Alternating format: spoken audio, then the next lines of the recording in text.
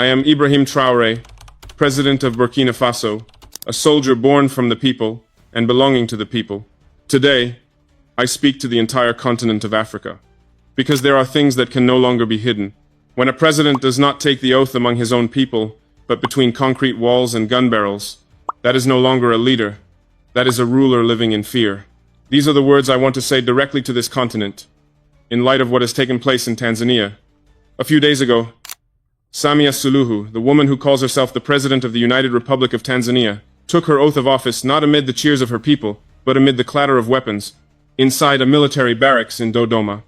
There was no public audience, no national anthem sung together with the people, only uniforms, chairs arranged by ranks of power, and faces too afraid to look away from the script they had been given.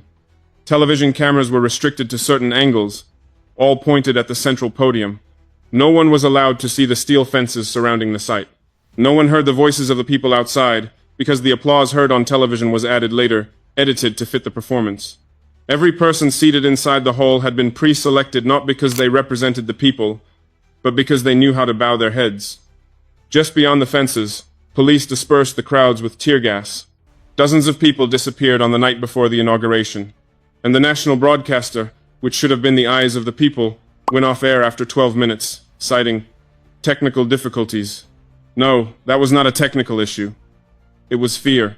A true leader takes the oath before their people. One who rules through fear takes the oath among guards. Samia Suluhu said she took her oath to protect the citizens, but in that very moment, she hid behind steel walls from those very citizens. That was not a ceremony. It was a confession that her power is built on fear. Fear of the people's gaze. Fear of the cries from the streets. Fear of the very name Tanzania she swore to represent. Al Jazeera and DW have confirmed that in Dar es Salaam, protests were violently dispersed. More than 40 people were arrested.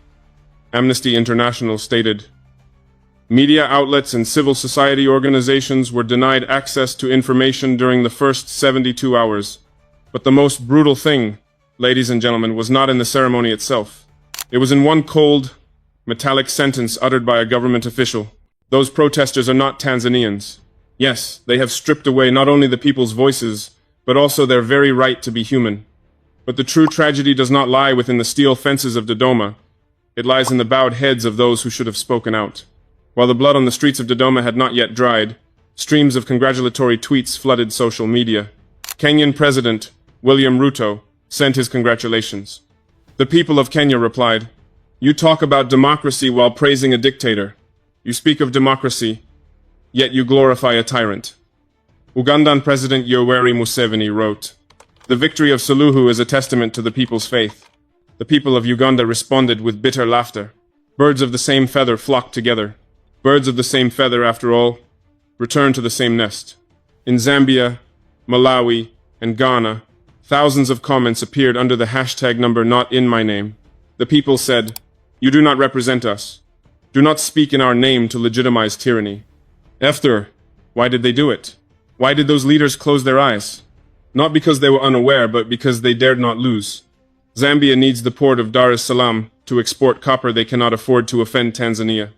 Burundi depends on Tanzania for trade, transportation, and even political cover within the East African community. Mozambique requires military cooperation with Tanzania in Cabo Delgado to counter the ISIS-Mas insurgents. Somalia must preserve a regional alliance image to continue receiving international aid. As for Kenya, they cleverly sent the vice president instead of the president to keep the diplomatic door open, avoiding a photograph alongside an illegitimate election. That is their diplomacy. But for the people, it is betrayal. The people bleed, while presidents shake hands. The people are arrested while leaders smile for the cameras. They call it regional stability. I call it complicity. And when the people speak out, when they take to the streets to reclaim their dignity, the Tanzanian government does not engage, does not listen, it makes them disappear, as if they never existed. But do not be mistaken, this complicity does not end at Africa's borders.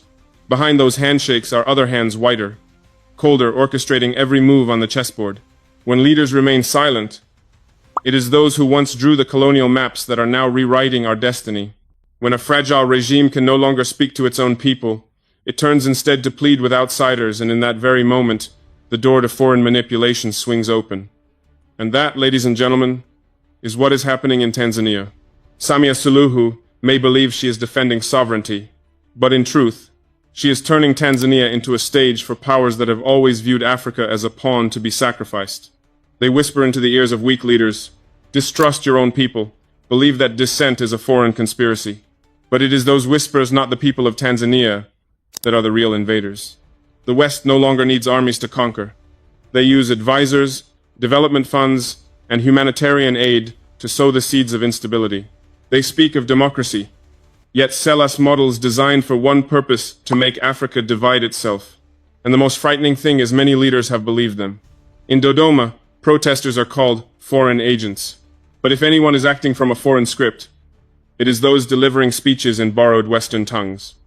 They forget that independence is not just a flag, it is freedom of thought, freedom to question, and freedom to protect one's people from every foreign hand. I ask, since when did questioning one's government become a crime, while mimicking the voice of Europe is seen as progress? Since when did the voice of the people become disruption, while the words of foreign advisors are treated as stability? That is not merely confusion, it is surrender. Surrender of the mind, long before surrender of the nation. As long as we believe that freedom is a gift bestowed by Europe, that very day we will offer our souls to those who once chained our ancestors. That is the warning I want to send to Samia Suluhu and to every leader on this continent. The West does not bring democracy. They bring the formula for chaos. Nigeria has paid the price. Sudan has paid the price. Ethiopia, Libya, Mali, Burkina Faso, all have once listened to the same promises of stability from the same deceitful tongues. They divide, they create crises, and then they return to sell peace as a commodity. Today, they are doing it in Tanzania. Tomorrow, they will do it somewhere else, if we continue to trust them more than we trust our own people.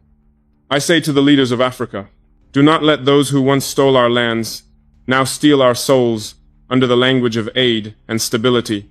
When they speak of democracy, they mean control. When they speak of assistance, they mean profit. That is the trap Suluhu is walking into, and if Tanzania falls, the crack will spread across East Africa. But they forget Africa is no longer a continent of silence. No wall is thick enough to conceal the truth. No television network is powerful enough to cut off the voice of the people. And no foreign power is more dangerous than the ignorance of those who still believe in them. And in the very moment they believe they can manipulate Africa's destiny, there is one thing they will never understand: the people are no longer asleep. Suluhu may control the barracks, but she cannot control the truth. She may command the soldiers to fire, but she cannot command the conscience to be silent. Those who are called foreigners, they are the real Tanzanians. They did not come from outside. They were born on this soil, they eat this rice, they drink this water. Those who are forbidden to speak, they are the very voices awakening an entire continent. Africans today are no longer blindfolded. They have phones, they have networks, they have conscience, and most importantly, they have memory. No wall can keep the darkness when millions of phones shine their light. No silence can survive when an entire continent speaks as one. Do not let them divide us with artificial borders or the language of fear. Do not let them make us distrust one another. East African against West African, Muslim against Christian, farmer against soldier.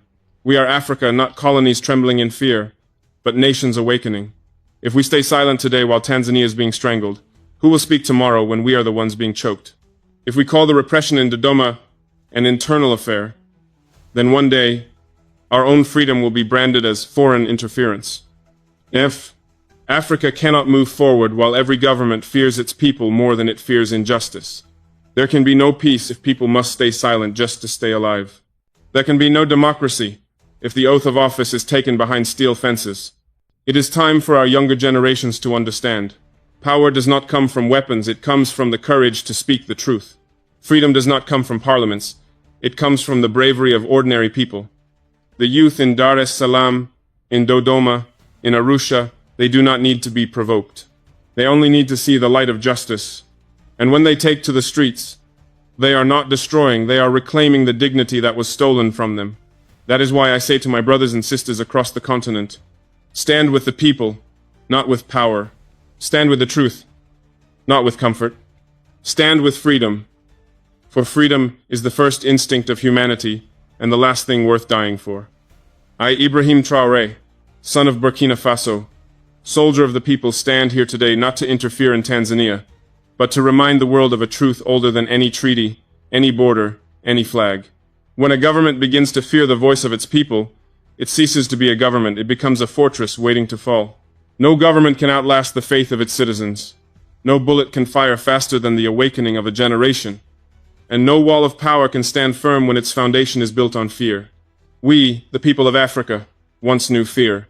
We feared the colonizers. We feared hunger. We feared the sound of guns, and even the darkness within our own hearts. But each of those fears we faced and we overcame. We turned chains into lessons, and wounds into memory. Now the only fear left for us to conquer is the one that still lives within. They, those trembling on their shaky thrones, may call you rebels, outsiders, agents of foreign powers, but they only call you that because they tremble before what you carry inside you, the future. That future does not belong to buildings draped in flags, nor to the hands that signed treaties with those who once stole our lands. That future belongs to the youth who dare to speak, to the mothers who no longer cry in silence, to the soldiers who understand that the homeland does not reside in orders but in the people. They may shoot at our chests, but they cannot shoot at the truth. They may cut the broadcast, but they cannot cut the path of light. They may build fences of steel, but they cannot build a wall inside the hearts of a generation that has awakened. Africa today is entering the era of memory. Every citizen is a hand holding a camera. Every phone is a torch. Every silenced voice will echo 1,000,000 times over. No one can erase a people who have seen themselves in the mirror of truth. I say to those trembling inside their palaces of power, do not fear the people, for they are you, in your truest form. Fear the moment when the people stop believing, for that is when history changes direction. And I say to those in the streets, hunted, silenced, and defiant, do not bow your heads. Do not stay silent. Every step you take today is the drumbeat of a continent awakening. We do not need anyone's permission to be free. We do not need outsiders to teach us democracy. We have already paid enough in blood, in tears, in time. Now, it is time for Africa to write its next chapter with the pen of its own people. The fear does not lie in armies, it lies in a generation that no longer fears. They call you outsiders because they are afraid you belong to the future, and that future belongs to us.